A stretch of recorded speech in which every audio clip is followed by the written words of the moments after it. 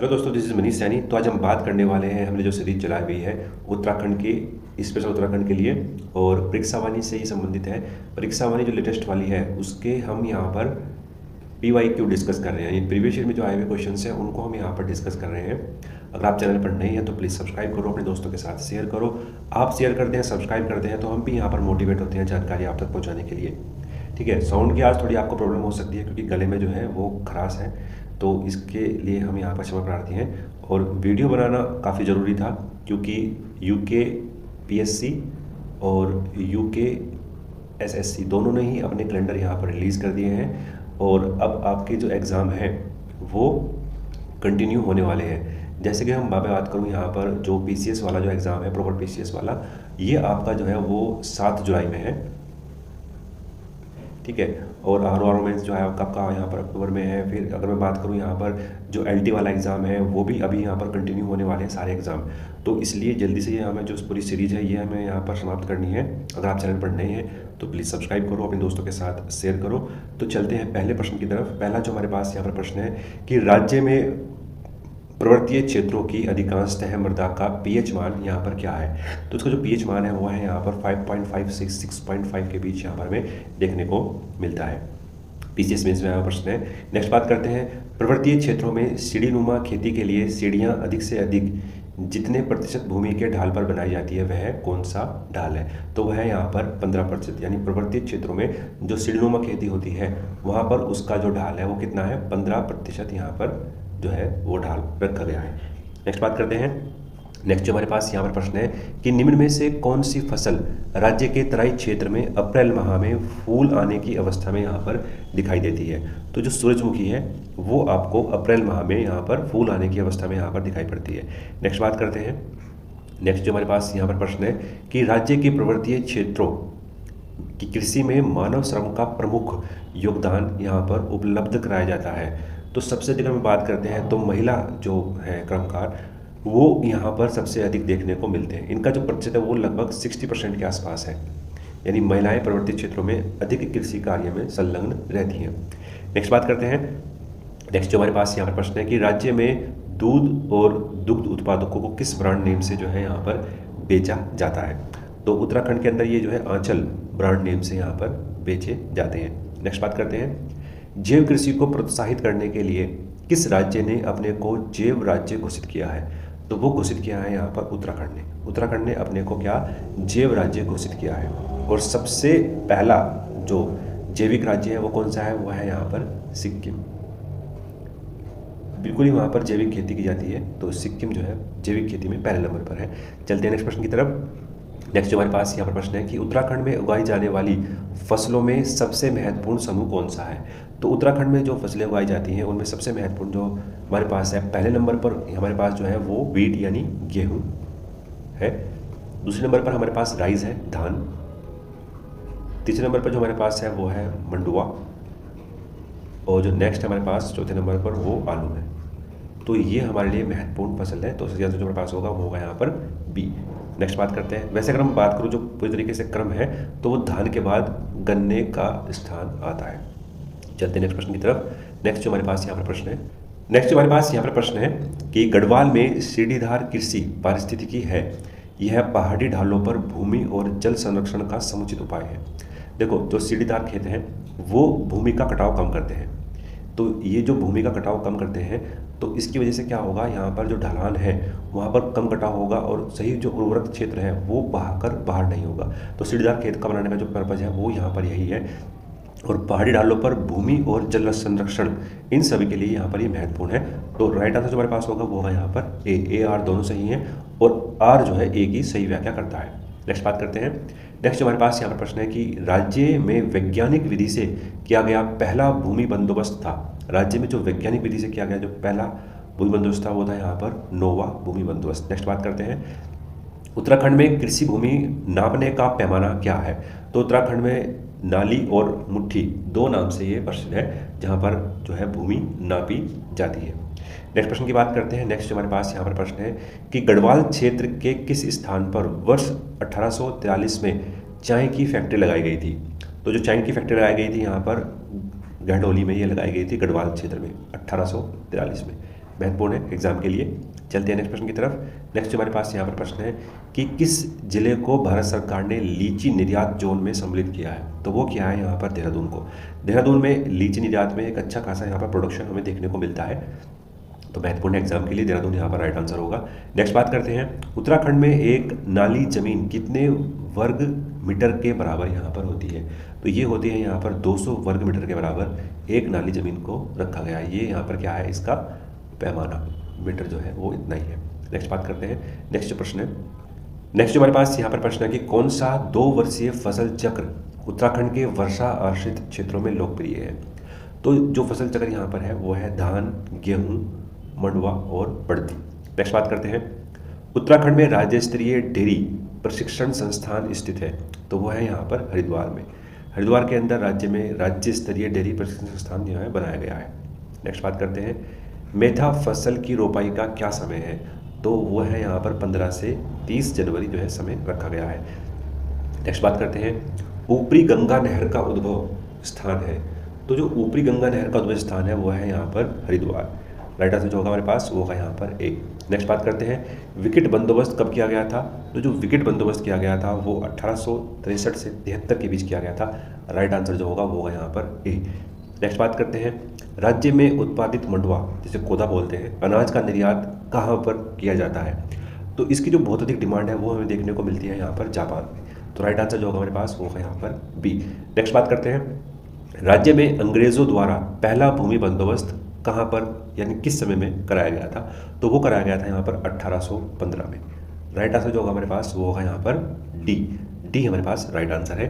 चलते हैं नेक्स्ट प्रश्न की तरफ। नेक्स्ट जो हमारे पास यहाँ पर प्रश्न है कि राज्य में प्रथम दूध संघ की स्थापना हल्द्वानी में की गई थी, तो ये कब की गई थी? ये की गई थी 1949 में।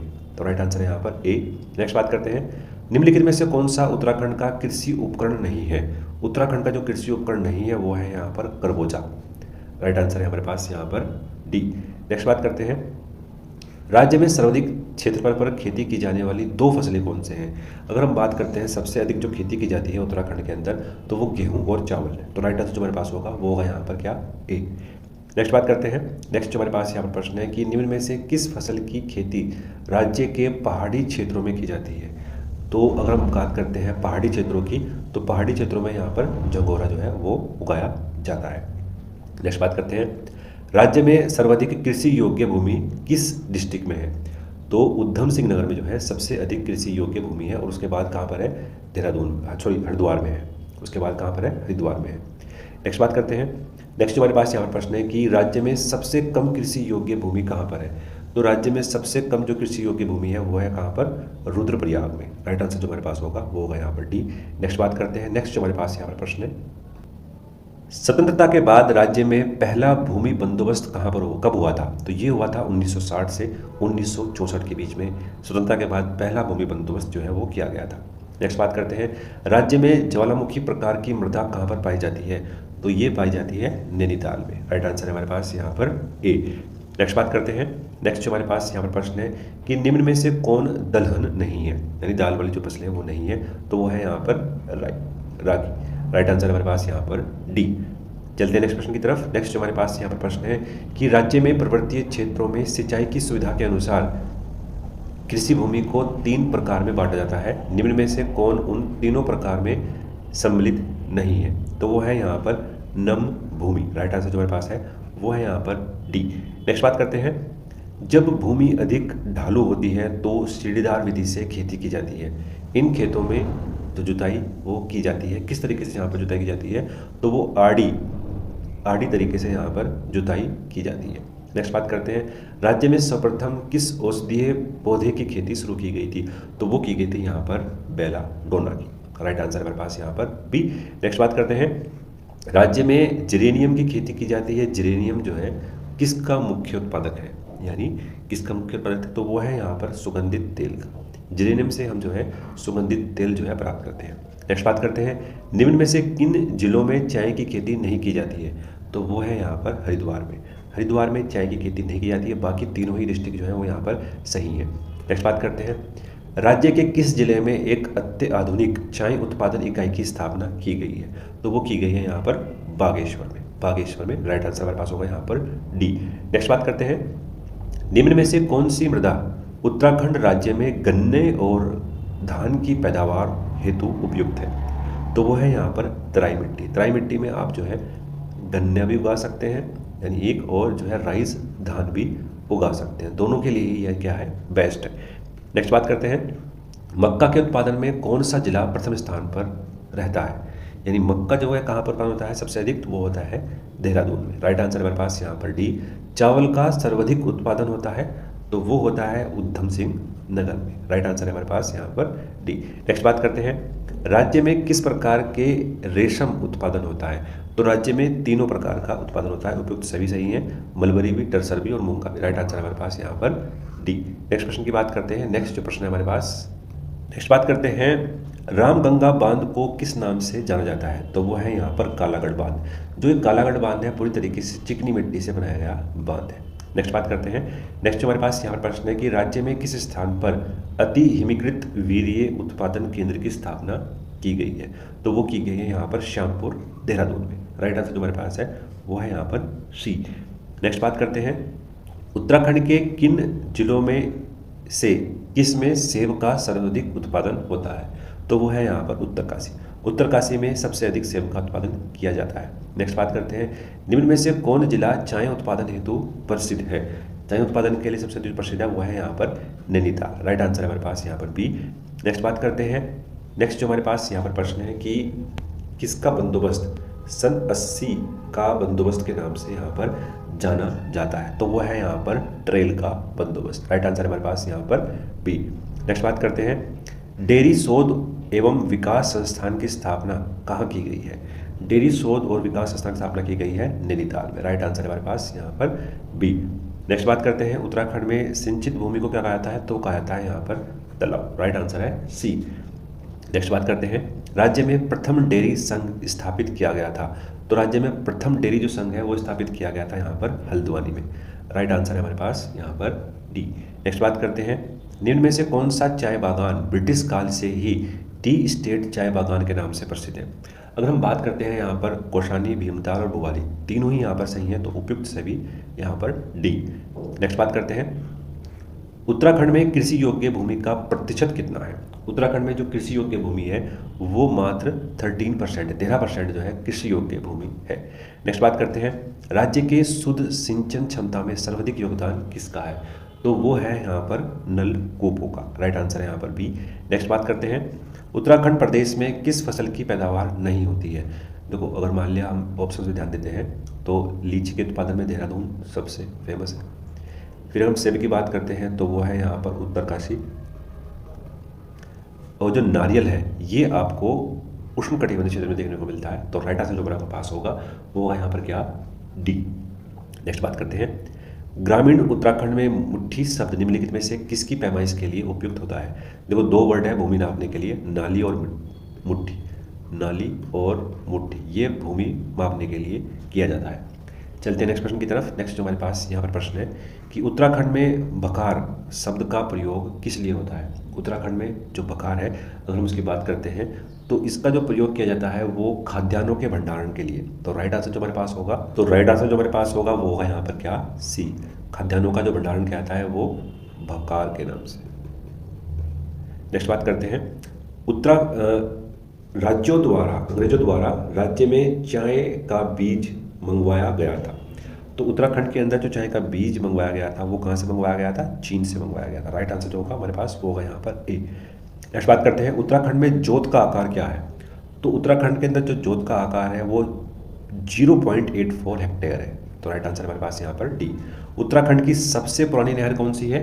तो वो है यहाँ पर ऊपरी गंगा नहर। राइट आंसर हमारे पास यहाँ पर बी। नेक्स्ट बात करते हैं, नेक्स्ट जो हमारे पास यहाँ पर प्रश्न है कि राज्य में अंग्रेजों द्वारा निर्मित नहर कौन सी है? तो राज्य में ऊपरी गंगा जो नहर है वो अंग्रेजों द्वारा निर्मित है। राइट आंसर यहाँ पर ए। नेक्स्ट बात करते हैं, प्रदेश के कितने जिलों में चाय विकास कार्यक्रम संचालित है? प्रदेश के 9 जिलों में चाय विकास कार्यक्रम संचालित है। एग्जाम के लिए महत्वपूर्ण है, PCS 2022 में जो है पूछा गया प्रश्न है। नेक्स्ट बात करते हैं, उत्तराखंड में रागी को क्या कहा जाता है? तो उत्तराखंड के अंदर जो कहा जाता है इसको वो कहा जाता है यहाँ पर मंडुआ। राइट आंसर है हमारे पास यहाँ पर डी। नेक्स्ट बात करते हैं, बीज बचाओ आंदोलन का मुख्य सूत्रधार कौन था? तो इसका जो मुख्य सूत्रधार था वो था यहाँ पर विजय जड़धारी। राइट आंसर है हमारे पास यहाँ पर ए। नेक्स्ट बात करते हैं, निम्नलिखित में से किस वर्ष उत्तराखंड में चाय उत्पादन सर्वप्रथम प्रारंभ किया गया था? तो वो कौन सी डेट थी? वो थी 1830 में। राइट आंसर है हमारे पास यहाँ पर ए। और बीज कहाँ से मंगाया गया था? तो वो मंगाया गया था यहाँ पर चीन से। नेक्स्ट बात करते हैं, उत्तराखंड में प्रथम कृषि नीति कब लागू की गई थी? तो उत्तराखंड के अंदर प्रथम कृषि नीति लागू की गई थी यहाँ पर 2011 में। राइट आंसर है हमारे पास यहाँ पर बी।